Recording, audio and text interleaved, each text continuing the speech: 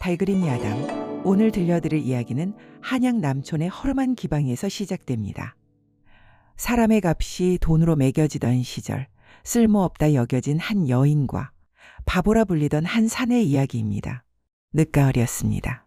한양 남촌 북악산 자락 아래에 자리한 기방 취선로는 한때 양반 나리들의 발길이 끊이지 않던 곳이었죠. 허나 세월이 흐르며 단골들은 하나둘 떠나갔고 이제는 행상과 중간 상인들이나 드나드는 삼류 기방으로 전락한 지 오래였습니다. 그날 밤도 그러했습니다. 달빛마저 구름에 가려진 칠흑 같은 밤, 기방 뒷뜰에서 채찍 소리가 날카롭게 울려 퍼졌습니다. 거친 매질 소리가 한 번 울릴 때마다 담장 너머로 지나가던 사람들의 발걸음이 잠시 멈췄습니다. 귀를 기울이는 듯 하다가도 곧 아무렇지 않다는 듯 제 갈 길을 갔지요. 노래도 못하고 춤도 못 추는 주제에 밥값은 죽낸다 이 말이냐? 기방 주인 최포도의 고함이었습니다. 최포도는 본래 전라도 광주에서 곡물 장사로 제법 돈을 모았던 사람이었습니다만 도박에 빠져 가산을 탕진하고 한양으로 올라와 이 허름한 기방을 차린 자였죠. 돈에 눈이 먼 사람이었습니다. 기생들을 사람으로 보지 않고 돈을 벌어다 주는 물건쯤으로 여기는 자였습니다. 바닥에 쓰러진 여인은 이를 악물고 아무 소리도 내지 않았습니다. 등짝에 피가 배어 나왔지만 입술만 깨물 뿐 신음조차 내지 않았죠. 그 여인의 이름은 난초였습니다. 23의 나이, 한때는 맑은 목소리로 시조를 부르던 기생이었습니다. 전주 소리꾼 집안의 외동딸로 태어나 어려서부터 소리를 익혔던 난초는 16 되던 해 아버지가 억울한 옥살이 끝에 돌아가시자 집안이 몰락하고 말았습니다. 빚쟁이들이 들이닥쳤고 어머니는 딸을 살리기 위해 자신의 마지막 비녀를 쥐어주며 울었지요. 나나, 이것만은 팔지 말거라. 네 어미가 시집 올 때 받은 것이니 이것이 네 사연을 증명해 줄 것이다. 허나 세상은 가혹했습니다. 난초는 한양의 기방으로 팔려왔고 처음 몇 해는 그래도 손님들의 사랑을 받았습니다. 맑은 목소리, 단아한 몸가짐에 손님들은 난초를 찾았죠. 하지만 3년 전 겨울 혹독한 추위 속에서 알아눕고 난 뒤 목이 쉬어버렸습니다. 의원을 불렀지만 소용없었습니다. 목소리는 돌아오지 않았고 노래를 부를 수 없게 된 난초는 점점 쓸모없는 존재가 되어갔죠. 묵신 기생이 무슨 쓸모가 있나? 밥이나 축내는 것이지. 사람들의 수군거림이 날로 심해졌고 최포도의 매질은 더욱 잦아졌습니다. 그날 밤도 그러했습니다. 손님 하나 제대로 받지 못했다는 이유로 난초는 뒤뜰로 끌려나와 매를 맞고 있었습니다. 쓸모없는 것. 내일 당장 다른 기방에라도 넘겨버려야겠다. 최포도가 소리치며 채찍을 휘둘렀습니다. 그때였습니다. 담장 너머로 그 광경을 지켜보게 된 사내가 하나 있었습니다. 등에는 장작 한 짐을 진 채 허리가 굽어 있고 키도 그리 크지 않은 사내였죠. 그의 이름은 칠복이었습니다. 칠복은 그 자리에 발이 붙은 듯 서서 채찍을 맞으면서도 소리 하나 내지 않는 여인을 바라보고 있었습니다. 가슴이 쿵 내려앉았습니다. 저 여인은 딱해 보이는 그녀를 보고 그의 눈에 자연스레 눈물이 맺혔습니다. 칠복은 한양 근교 북한산 자락의 작은 마을에서 태어났습니다. 어려서 홍역을 앓고 난 뒤 말이 느려졌고 말끝을 자꾸 흐리는 버릇이 생겼습니다. 이게 그러니까 그게 한마디 하는데도 한참이 걸렸죠. 마을 사람들은 칠복을 두고 바보 머슴이라 불렀습니다. 장에 나가 물건을 사올 때도 값을 제대로 깎지 못해 늘 비싸게 샀고 사람들은 칠복을 보며 혀를 찼습니다. 저 바보 하나 먹여 살리느라 김진사댁도 고생이지. 하나 칠복에게는 아무도 모르는 비밀이 하나 있었습니다. 그는 바보가 아니었습니다. 말은 느렸지만 마음은 누구보다 빠르고 섬세했습니다. 산에 오를 때면 어느 나무가 배기에 좋은지 어느 길로 가야 지름길인지 단번에 알아챘습니다. 장작을 패는 손길도 정확했고 짐을 지는 법도 남들보다 효율적이었죠. 다만 그것을 말로 설명할 수 없었을 뿐입니다. 칠복은 새벽 4경이면 일어났습니다. 아직 동이 트기 전 어둠 속에서도 산길을 찾아 올랐죠. 도끼질 소리가 산을 울렸고 해가 중천에 뜰 무렵이면 어느새 장작 한 짐이 등에 지어졌습니다. 그 무게가 보통 사람 둘이 나를 만큼이었지만 칠복은 묵묵히 산을 내려왔습니다. 한양 장안을 돌며 장작을 팔았습니다. 장작 사시오. 좋은 장작. 더듬거리는 말투 때문에 손님들은 가끔 짜증을 냈지만 칠복의 장작만큼은 인정했습니다. 불이 잘 붙고 오래 가고 연기도 적었으니까요. 그렇게 하루하루 모은 돈이었습니다. 한 푼, 두 푼, 동전 하나하나가 칠복의 땀과 피였죠. 밥은 하루에 두 끼만 먹었습니다. 옷은 누더기가 되어도 기워 입었고 신발은 지프로 직접 삼았습니다.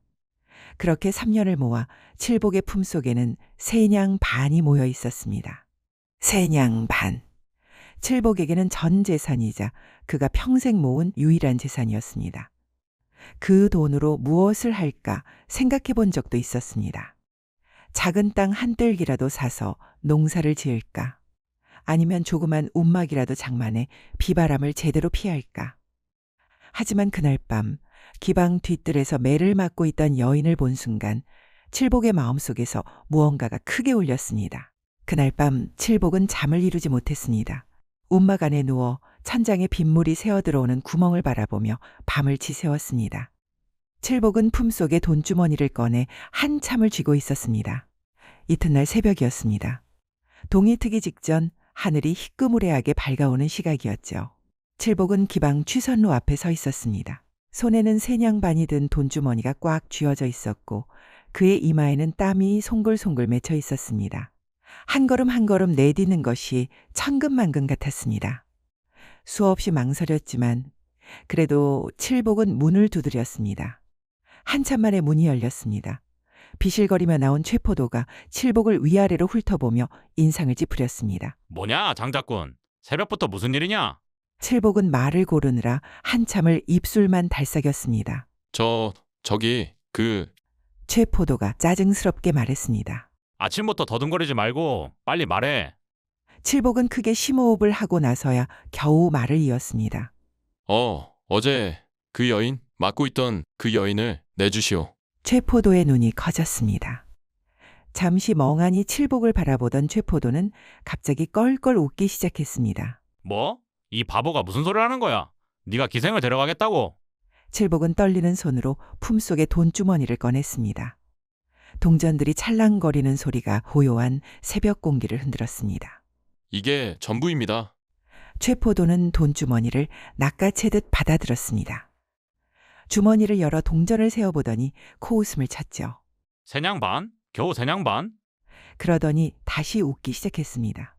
하긴 신목 하나 값은 되겠군. 어차피 팔아버릴 생각이었으니 가져가라. 최포도는 안으로 들어가 한참 만에 난초를 끌고 나왔습니다. 난초는 어제의 상처 때문에 제대로 걷지도 못했습니다. 옷은 남루했고 머리는 흐트러져 있었으며 얼굴에는 핏자국이 남아 있었습니다. 이 여자는 이제 네 것이다. 데려가라. 그 말과 함께 최포도는 난초를 밀어냈습니다. 난초는 비틀거리다가 칠복의 앞에 주저앉았습니다. 사람들이 하나둘 몰려들기 시작했습니다. 저게 뭐 하는 거야? 바보 머슴이 기생을 샀대. 세상에 미쳤구먼. 장자꾼 주제에 기생이라니. 수군거림이 커졌고 사람들은 손가락질하며 비웃었습니다. 칠복은 아무 말도 하지 않았습니다. 그저 난초에게 다가가 조심스럽게 손을 내밀었죠. 천천히. 난초는 고개를 들어 칠복을 바라보았습니다. 처음으로 그녀의 눈과 칠복의 눈이 마주쳤습니다. 난초의 눈에는 경계심이 가득했습니다. 이 사람은 나한테 무엇을 원하는 걸까? 밤에 시중을 들라고 할까? 아니면 다른 기방에 비싸게 팔아넘기려는 걸까? 난초의 마음속에는 수많은 의심이 소용돌이쳤습니다. 허나 칠복은 그저 말했습니다. 숨부터 쉬어요. 그 말이었습니다. 난초의 눈에 처음으로 눈물이 고였습니다. 3년 동안 단 한 번도 울지 않았던 난초였습니다. 매를 맞을 때도 모욕을 당할 때도 그저 이를 악물고 견뎠던 난초였습니다. 하지만 그 순간 숨부터라는 그 짧은 말 한마디에 난초의 마음 깊은 곳에서 무언가가 무너져 내렸습니다. 눈물이 주르륵 흘러내렸습니다. 칠복은 당황하여 어쩔 줄 몰라 했지요. 제가 미안하오. 울지 마시오. 난초는 고개를 저었습니다. 그리고 칠복이 내민 손을 잡고 천천히 일어섰습니다. 한양을 떠나는 길은 멀고도 험했습니다. 칠복은 난초를 데리고 남쪽으로 향했습니다. 충청도 공주 근처의 작은 마을이 칠복이 머물던 곳이었죠. 사흘을 걸어야 하는 길이었습니다. 첫날 난초는 거의 걷지 못했습니다. 어제의 매질로 등과 다리에 상처가 깊었고 오랜 기방 생활로 먼 길을 걷는데 익숙하지 않았습니다. 칠복은 자주 멈춰 섰습니다. 여기서 잠시 쉬시오. 괜찮습니다. 갈 수 있어요. 난초는 이를 악물고 걸었습니다. 하지만 해가 중천에 떴을 무렵 난초는 더 이상 걷지 못하고 그 자리에 주저앉고 말았습니다. 칠복은 잠시 망설이다가 조심스럽게 말했습니다. 제 등에 업히시겠습니까? 난초는 깜짝 놀라 손을 저었습니다. 괜찮습니다. 이대로는 해지기 전에 주막에 못 닿아. 난초는 한참을 망설이다가 고개를 끄덕였습니다. 칠복은 등을 돌렸고 난초는 조심스럽게 그의 등에 업혔습니다. 장작, 지던 등. 거칠고 굳은 살 박힌 등이었지만 이상하게도 따뜻했습니다. 칠복은 묵묵히 걸었습니다. 한 걸음 한 걸음 천천히 그러나 꾸준히 걸었습니다. 난초는 그의 등에 업혀 처음으로 안도의 한숨을 내쉬었습니다. 이 사람은 나를 사람으로 대하는구나. 해질 무렵 두 사람은 주막에 도착했습니다. 칠복은 주막 주인에게 돈 몇 푼을 내고 방 하나를 얻었습니다. 여기서 당신은요? 마루에서 그날 밤 난초는 오랜만에 따뜻한 방에서 잠을 잤습니다. 칠복은 마루에서 추운 가을바람을 맞으며 밤을 지새웠습니다. 그렇게 사흘째 되는 날 저녁 두 사람은 마침내 충청도의 작은 마을에 도착했습니다. 칠복이 사는 곳은 김진사댁 뒷산 기슭에 자리한 작은 움막이었습니다. 나무와 지프로 엮어 만든 비바람을 간신히 막을 수 있는 초라한 거처였죠. 난초는 움막 안을 둘러보며 아무 말도 하지 않았습니다. 불평도 비난도 없었습니다. 그저 숨을 천천히 내쉬었지요. 칠복은 낡은 이불을 털어 난초에게 내주었습니다. 여기서 당신은요? 칠복은 잠시 머뭇거리다가 말했습니다. 문 밖에서 난초가 놀라 눈을 크게 떴습니다. 문 밖에서요. 칠복은 작은 웃음을 흘렸습니다. 익숙. 그날 밤 난초는 처음으로 맞지 않는 잠이 어떤 것인지 알았습니다. 고요한 밤이었습니다. 최포도의 고함도 손님들의 비웃음도 없었죠. 그저 문 밖에서 들려오는 칠복의 고른 숨소리만이 밤을 지켰습니다. 며칠 뒤 난초가 물을 기르러 우물에 갔을 때였습니다. 아나카나가 소리쳤습니다. 저 기생 손대지 마라. 물이 더러워진다. 우물가에 수군거림이 번졌습니다. 난초는 물동이를 내려놓고 말없이 물러섰습니다. 말을 한다고 달라질 세상이 아니었으니까요. 그날 칠복은 아무 말도 하지 않았습니다. 그저 물동이를 들고 산 너머로 걸어갔죠. 마을에서 한참 떨어진 얼음샘까지 말입니다. 난초는 뒤따라가며 물었습니다. 이렇게 먼 데까지 와도 되나요? 매번 이렇게 먼 곳까지 올 순 없잖아요. 칠복은 물동이를 가득 채우며 웃었습니다. 이 물이 더 맑습니다. 저는 매일 장작하러 산에 오를 때 여길 지나요? 난초는 그 말을 듣고 가슴 한쪽이 뜨거워지는 것을 느꼈습니다. 고맙습니다. 돌아오는 길 칠복이 물동이를 들고 앞서 걸었고 난초가 그 뒤를 따랐습니다. 난초는 칠복의 뒷모습을 바라보며 생각했습니다. 이 사람은 참 이상한 사람이다. 나를 기생이라 멸시하지도 않고 함부로 대하지도 않는다. 난초는 그날 처음으로 사람 대접이 무엇인지 알았습니다. 겨울이 다가왔습니다. 첫눈이 내리던 날 김진사댁 마님의 당의 한 벌이 찢어지는 일이 있었습니다. 비단 당이었는데 소매 부분이 크게 찢어져 입을 수 없게 되었죠. 마님은 한숨을 쉬었습니다. 이 옷은 시어머님께 물려받은 건데 어찌하면 좋을까? 그 이야기를 전해 듣고 난초는 조심스럽게 움막을 나섰습니다. 김진사댁 안채로 가서 마님께 여쭈었죠. 마님, 소녀가 바느질을 조금 압니다. 만약 괜찮으시다면 옷을 고쳐드리겠습니다. 마님은 의아한 눈빛으로 난초를 바라보았습니다. 옷을 고쳐보겠다고? 바느질을 할 줄 아는 것이냐? 난초는 고개를 숙였습니다. 어릴 적 어머니께 배웠습니다. 마님은 잠시 망설이다가 옷을 내주었습니다. 그래, 한번 해보거라. 허나 더 망가뜨리면 안 된다. 난초는 옷을 받아 움막으로 돌아왔습니다. 밤이 깊어졌고 작은 등불 아래에서 난초는 바늘을 들었습니다. 찢어진 자리를 살피고 같은 색 실을 찾아 한 땀 한 땀 꿰매기 시작했죠. 새벽이 다가올 때 난초는 마지막 바늘땀을 마쳤습니다. 찢어진 자리는 흔적조차 찾을 수 없었습니다. 오히려 그 부분에 작은 매화 자수를 놓아 더 아름답게 만들었습니다. 아침이 되어 난초가 옷을 가져다 드리자 마님은 한참을 들여다보며 눈을 크게 떴습니다. 이게 정말 네가 한 것이냐? 예, 마님. 찢어진 곳이 어디 있는지도 모르겠구나. 오히려 더 아름다워졌다. 그날 이후 마을 안악들이 하나둘 옷을 가져오기 시작했습니다. 난초는 밤마다 바느질을 했습니다. 품삯을 많이 받지도 않았죠. 그저 도움이 되고 싶다는 말로 고개를 숙였을 뿐입니다. 그러던 어느 날은 마을 아이 하나가 열병으로 앓아눕는 일이 있었습니다. 난초는 기방에서 들은 약재 이야기를 떠올렸습니다. 산으로 올라가 약초를 캐고 밤새 다려서 아이에게 먹였습니다. 사흘 뒤 아이는 열이 내리고 웃음을 되찾았습니다. 아이의 어머니는 난초의 손을 꼭 잡으며 눈물을 흘렸죠. 고맙습니다. 정말 고맙습니다. 그렇게 계절이 흘렀습니다. 난초는 점점 마을 사람들 사이에서 없어서는 안 될 존재가 되어갔습니다. 그리고 그 옆에는 언제나 말없이 서 있는 칠복이 있었죠. 봄이 왔습니다. 산에는 진달래가 피어나고 들에는 냉이가 돋아났습니다. 평화로운 날들이었습니다. 하지만 그 평화는 오래 가지 못했습니다. 어느 날 저녁 해가 뉘엿뉘엿 넘어갈 무렵이었습니다. 움막 앞에 낯선 산에 셋이 나타났습니다. 가운데에는 기방주인 최포도가 있었고 양옆으로 건장한 사내 둘이 서 있었습니다. 2년 여기 있었구나. 최포도의 고함이 울렸습니다. 난초는 움막 안에서 몸을 떨었습니다. 칠복은 황급히 그 앞을 막아섰습니다. 무슨 일이 무슨 일이냐고? 내 물건을 도둑질해 간 놈이 뻔뻔하게 묻는구나. 칠복은 입술을 깨물고 말했습니다. 물건 아니요. 난초는 사람이요. 사람? 기생 따위가 사람이라고? 계집은 물건이다. 물건. 최포도가 손짓하자 양옆의 사내들이 칠복에게 다가왔습니다. 비켜라. 바보 모습.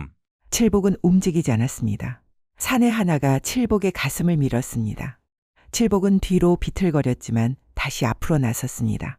난초는 제 아내입니다. 그 말은 또박또박 흘러나왔습니다. 평소의 더듬거림이 사라지고 똑똑하고 분명한 목소리였습니다.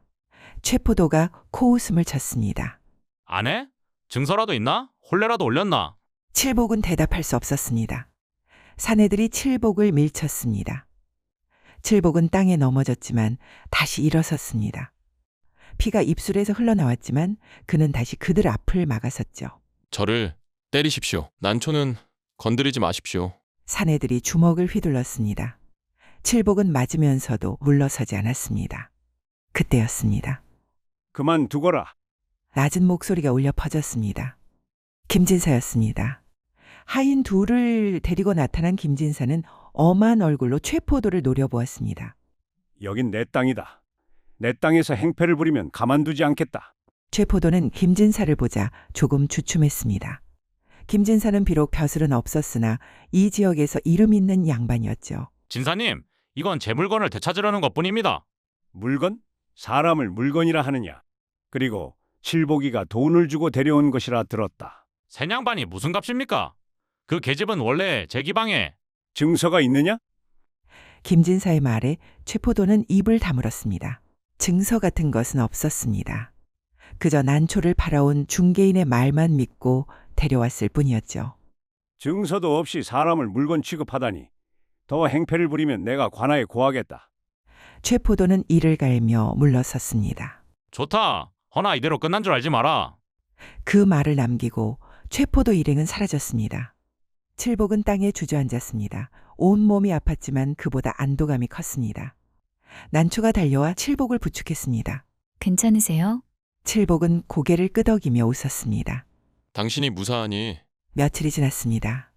칠복의 상처는 아물어갔고 일상은 다시 평온을 되찾는 듯 했습니다. 하지만 어느 날 오후 또 다른 방문객이 찾아왔습니다. 비단 두루마기를 입은 중년의 사내였습니다. 박찬봉이라 불리는 이 지역 부호였죠. 칠복이라는 사람이 사는 곳이 여기요? 칠복이 옷막에서 나왔습니다. 제가 칠복입니다. 박찬봉은 칠복을 위아래로 훑어보더니 코웃음을 쳤습니다. 내가 듣자니 자네가 기생 하나를 데리고 있다지? 기생이라는 이야기를 듣고 칠복은 최포도가 보낸 사람임을 느끼고 이야기했습니다. 기생이 아닙니다. 제 아내입니다. 아내? 그건 그렇고 내가 제안을 하나 하지. 박찬봉이 품속에서 무언가를 꺼냈습니다.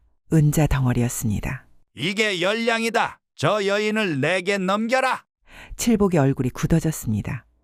움막 안에서 듣고 있던 난초도 몸이 굳었습니다. 열량. 세냥반에 3배가 넘는 돈이었습니다. 그 돈이면 땅을 살 수도 제대로 된 집을 지을 수도 평생 굶지 않을 수도 있었죠. 난초는 입술을 깨물었습니다. 만약 칠복이 그 돈을 받는다면 나는 어떻게 해야 할까? 아니, 오히려 칠복을 위해서라면 내가 가야 하는 게 아닐까? 난초의 마음이 복잡하게 얽혔습니다. 박찬봉이 비웃으며 말했습니다.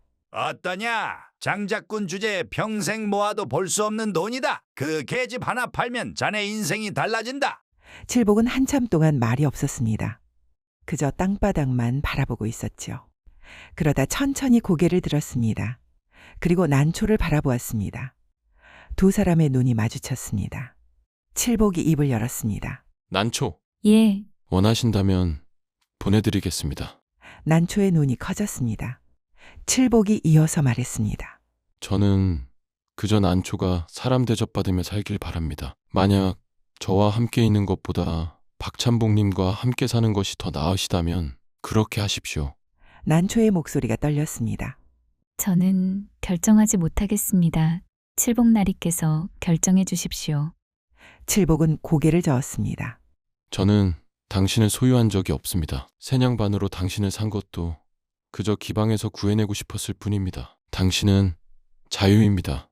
그 말을 듣는 순간 난초는 깨달았습니다. 이 사람이 자신을 어떻게 생각해 왔는지 말이죠.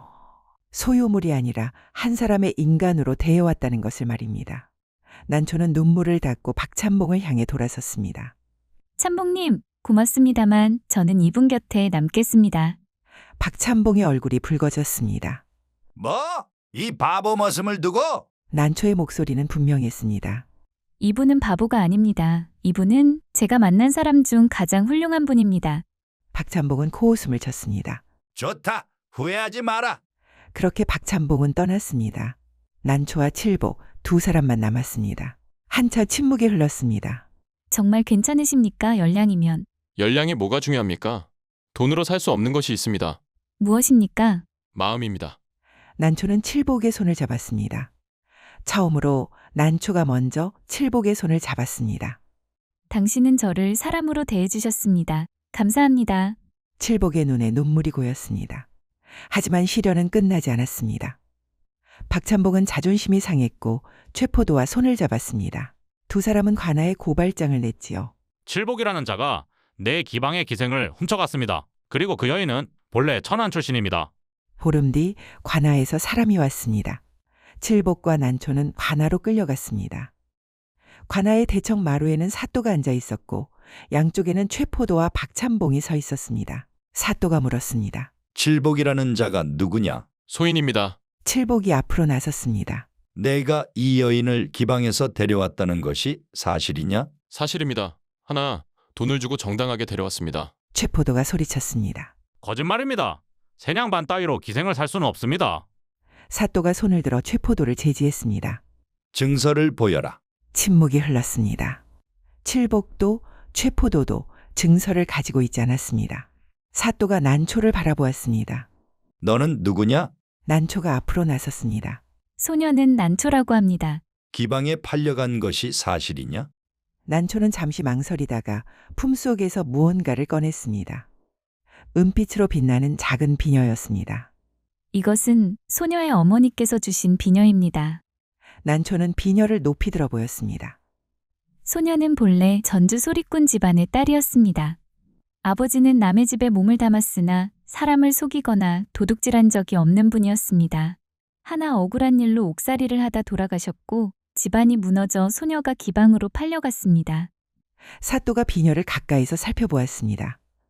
비녀 안쪽에는 작은 글씨가 새겨져 있었습니다. 집안의 흔적이었죠. 최포도가 황급히 말했습니다. 그것은 거짓입니다. 어디서 훔친 비녀일 겁니다. 사또가 최포도를 노려보았습니다. 입 다물어라. 내가 이 여인을 데려올 때 사연을 확인했느냐? 그것은 증서도 없고 확인도 없으면서 함부로 사람을 물건 취급했구나. 사또는 다시 난초를 보았습니다. 내가 이 칠복이라는 자와 함께 사는 것은 본인의 의지냐? 그렇습니다. 강요받은 것은 아니냐? 아닙니다. 소녀가 원해서입니다. 사또는 고개를 끄덕였습니다. 좋다. 증서도 없고 강요도 없으며 본인의 의사가 분명하다. 이는 정당한 혼인으로 보아도 무방하다. 사또가 노를 내리쳤습니다. 칠복과 난초의 일을 이쯤에서 끝내겠다. 최포도와 박찬봉은 더 이상 이들을 괴롭히지 마라. 다시 소란을 일으키면 엄히 다스릴 것이다. 최포도와 박찬봉은 이를 갈며 물러섰습니다. 칠복과 난초는 관아 밖으로 나왔습니다. 햇살이 따스했습니다. 두 사람은 서로를 바라보며 미소 지었습니다. 난초가 조용히 말했습니다. 이제 정말로 부부가 되었습니다. 칠복은 얼굴이 붉어졌습니다. 부끄럽습니다. 변변한 혼례도 올리지 못했는데. 난초는 고개를 저었습니다. 괜찮습니다. 이것만으로도 충분합니다. 두 사람은 손을 잡고 마을로 돌아왔습니다. 그 뒤로 세월이 흘렀습니다.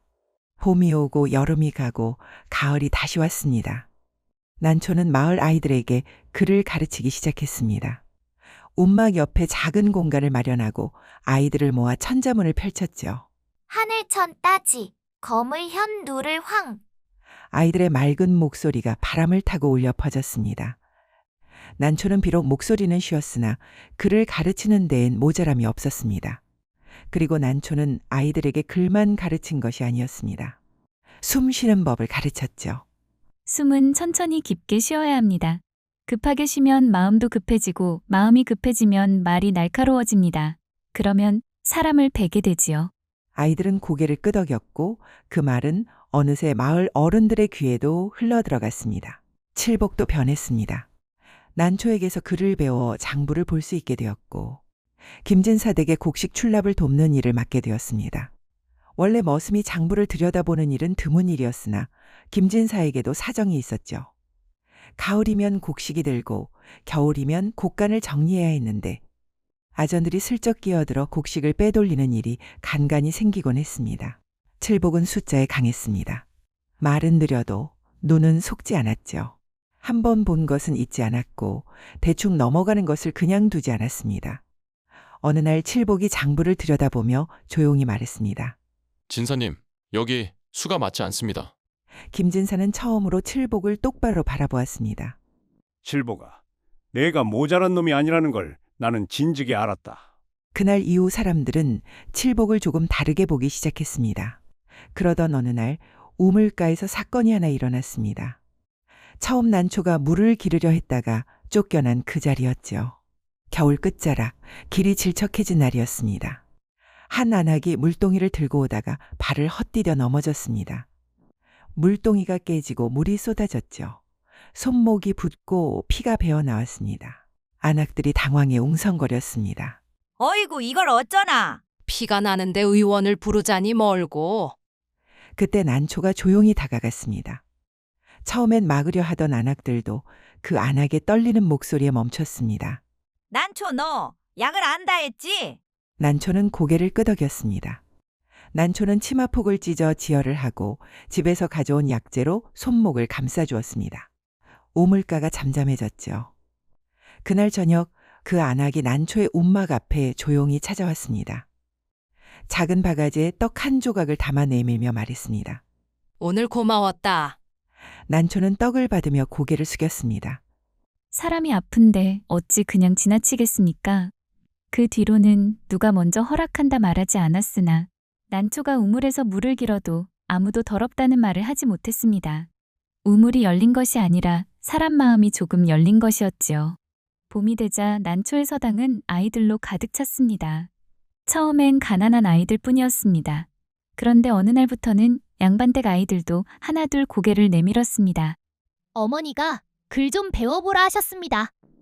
난초는 아이의 손을 잡고 말했습니다. 글은 신분이 배우는 것이 아닙니다. 사람이 배우는 것이지요. 그러나 난초는 무턱대고 선을 넘지 않았습니다. 조선은 신분의 울타리가 단단한 세상이었으니까요. 난초는 벼슬 이야기를 하기보다 사람 이야기를 먼저 했습니다. 거짓말하지 말 것, 남의 밥그릇을 빼앗지 말 것, 강한 사람이 약한 사람을 지키는 게 옳은 것. 김진사도 어느 날 말했습니다. 품삯을 줄 테니 우리 집 아이들에게도 그를 봐주거라. 난초는 고개를 저었습니다. 돈은 받지 않겠습니다. 대신 가난한 아이들이 함께 앉아도 허락해 주시옵소서. 김진사는 잠시 말이 없었습니다. 그리고 천천히 고개를 끄덕였죠. 좋다. 허락한다. 그 순간 난초의 서당은 움막 앞 글방이 아니라 마을이 인정한 배움터가 되었습니다. 칠복도 점점 달라졌습니다. 난초는 칠복에게 글을 가르칠 때 한 가지를 꼭 지켰죠. 서방님, 급하게 말하지 마십시오. 들도 숨도 천천히 하면 됩니다. 칠복은 처음엔 한 글자 읽는 것도 힘겨웠습니다.